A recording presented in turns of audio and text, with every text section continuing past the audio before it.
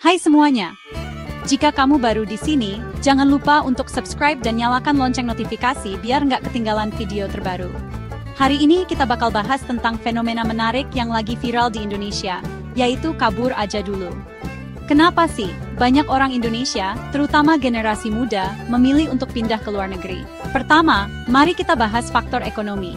Upah minimum di Indonesia masih tergolong rendah dibandingkan negara maju. Sementara itu, biaya hidup di kota besar seperti Jakarta terus meningkat. Banyak yang merasa kerja keras di Indonesia tidak sebanding dengan hasilnya.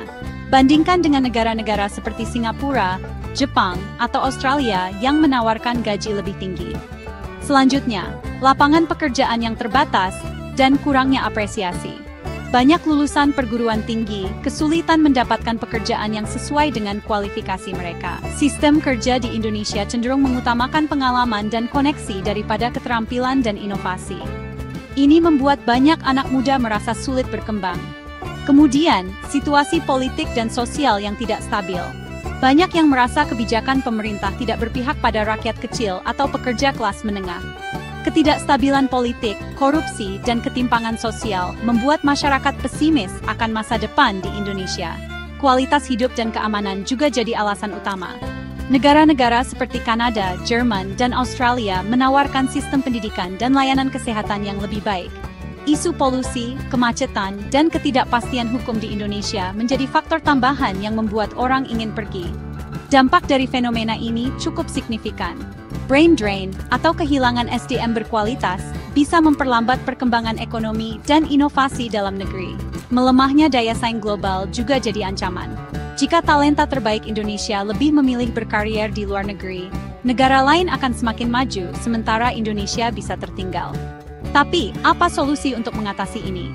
Pertama, meningkatkan kesejahteraan pekerja.